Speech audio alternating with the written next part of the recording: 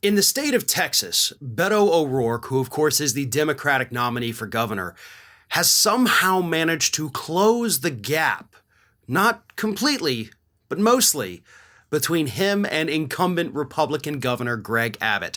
The gap between the two candidates is now down to just 6 points in the latest round of polling. And you may think, okay, yeah, 6 points is a big gap, right? Well, in the state of Texas, it is not, because that is actually the smallest gap that we have seen in a Texas governor's race in modern history. The closest gap we have to compare that to is in 1994, when George W. Bush dethroned Ann Richards as the Democratic governor of Texas, and that gap was a 7.6 margin. So 7.6 percentage points was the closest one we had up to this point, and now we got Beto O'Rourke only 6 points behind Greg Abbott. That is remarkable. But, word of caution here. It is not necessarily because Beto O'Rourke is out there, running the best campaign on the planet.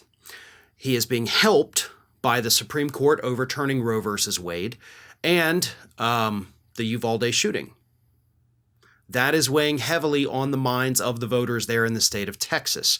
Also, helping him out are the multiple different failures that Abbott has suffered, most recently with the energy grid, where Texans were without electricity during a massive heat wave. Then, of course, a couple years ago, they were without electricity during the massive winter storm, and a lot of people died. So Abbott's mismanagement of the state, I think right now, is what's helping Beto O'Rourke far more than O'Rourke's campaign. Now, don't get me wrong.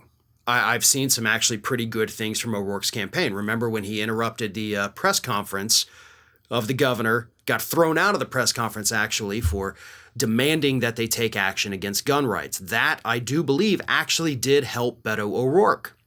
Now, his presidential campaign was something that was widely mocked, even by people on the left, right? He didn't have much of a direction. He was hailed by the media as like the rising star. Remember the magazine cover, Born to Run?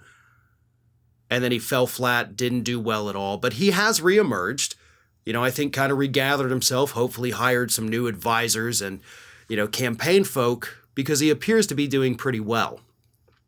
Now, we have seen Beto O'Rourke surge in Texas races before, when he almost, came within a hair's breadth away from unseating Republican Senator Ted Cruz.